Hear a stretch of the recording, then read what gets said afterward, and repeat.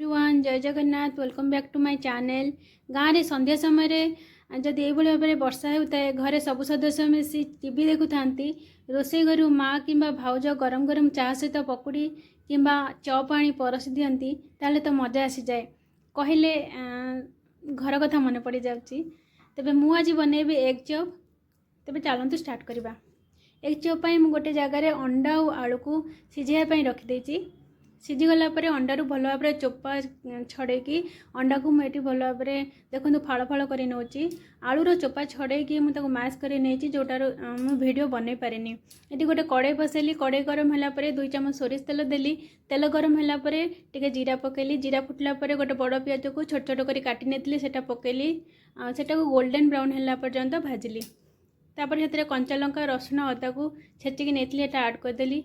से हल्दी पाउडर पकेली। हल्दी पाउडर पर एपट सेपट कलापर गरम मसला पाउडर पकेली। तापर जो आलू मसला को आलू को मैश कर रखी से आड करदेली। तेबे आलू रे स्वाद अनुसार लुण पकईकी भल भाव में कषि नेली 5 मिनिट पर्यंत।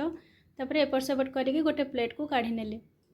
ये आउ गोटे कड़े तेल दे देती छाणीवाई गरम हाँवाई बसई देती।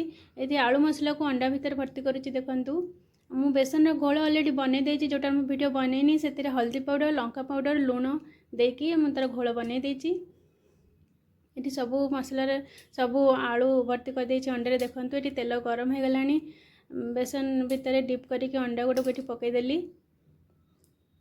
आपण मानक जदि मो वीडियो भल लगुए तेज लाइक शेयर कमेंट निश्चय करूँ। सब्सक्राइब तो निश्चय भाव में करूँ जेहेतु मुझे नुआ नुआ वीडियो बनाऊँ मोटे कहबारे टिके रही जाऊँगी मु। ये देखु अंडा को भल भाव में ओलट पालट कर सारापर 2 थर ओलट पालट करदेली। एबे सेटा हो गला गोटे प्लेट को काढ़ी नौची। यापर आउ बाकी तक जोड़ा अच्छी से आउ थे छाणी नेबी। ये पुणी आउ थे मु पकई दूची सेटा को ओल्टे देली। तापर और सेटा को 2 थर ओलट पालट कर सारापर ये देखु चपुड़ा रेडी हो गला। मुझे काढ़ी नौची गोटे प्लेट को। आपण मानक केमती वीडियो लगे कमेंट कर निश्चय जनइबे। Thank you.